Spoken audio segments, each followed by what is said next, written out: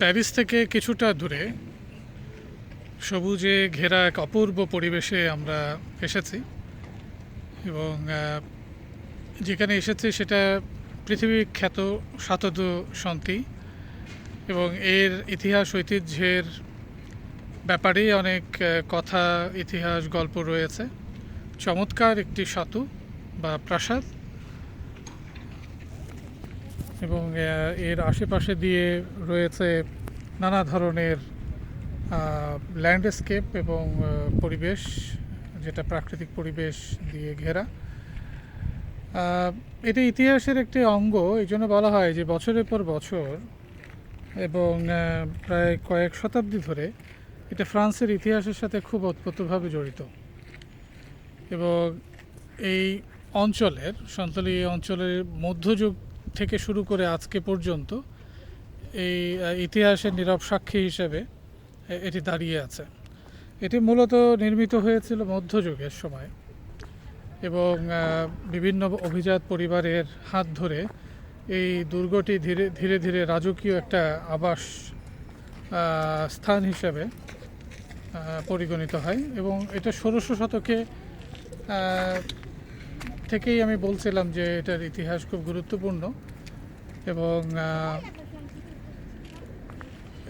এটার যেটা প্রতিষ্ঠাতা হিসাবে যে বলা যায় যে তখনকার সময় যারা প্রিন্সেস ছিল তাদের হাত ধরে এটা শুরু হয়েছিল। চমৎকার স্থাপত্য শৈলী এবং এখানকার যে প্রাথমিক সময় যে প্রিন্সেস ছিল তার মাধ্যমে এখানে চমৎকার একটি কি বলে যে সময় কাটানো বা বিভিন্ন প্রশাসনিক কর্মকাণ্ড পরিচালনা করার একটি স্থান হিসাবে তখনকার সময় পরিগণিত হতো। পরবর্তীতে অর্থাৎ সেতু প্রতিষ্ঠার পরবর্তীতে এই সেতুটি চলে যায় বুরবো কঁদে বলে একটি পরিবারের কাছে। এই পরিবার ফ্রান্সের রাজ পরিবারের সঙ্গে ঘনিষ্ঠভাবে সম্পর্কিত ছিল এবং ফ্রান্সের রাজনীতি, সামরিক ইতিহাস, রাজদরবারের গুরুত্বপূর্ণ ভূমিকা তারা ওই সময় পালন করত। এই সন্তির ইতিহাসে সবচেয়ে উল্লেখযোগ্য ব্যক্তিদের একজন ছিলেন লগ্রো কঁদে এবং তিনি ফ্রান্সের ইতিহাসে একজন বিখ্যাত সামরিক নেতা ছিলেন এবং তার অসাধারণ সামরিক সাফল্যের কারণে তাকে লো গ্রান্ড কঁদে নামে অভিহিত করা হয়। তার সময় সক্রিয় হয়ে উঠেছিল অভিজাতদের একটি মানে আবাসস্থল। শিল্পী, লেখক, চিন্তাবিদ বিভিন্ন সময় এখানে এসেছে, তাদের মিলনস্থান হিসেবে এটা ব্যবহৃত হতো। সপ্তদশ শতাব্দীর দিকে এখানে সাহিত্য, দর্শন, শিল্প, সংস্কৃতির চর্চা হতো এবং ফরাসি রাজদরবারের বাইরে সন্তি নিজস্ব একটি সাংস্কৃতিক জগৎ তৈরি করেছিল এবং ফ্রান্সের রাজা লুই চতুর্দশ এর সময় সন্তির গুরুত্বপূর্ণ আরও বেড়ে যায়। তবে কঁদে পরিবারের সাথে রাজপরিবারের সম্পর্কের সবসময় সহজ ছিল তা বলা যায় না। বিশেষ করে লো গ্রান্ডে কঁদে ফ্রন্ট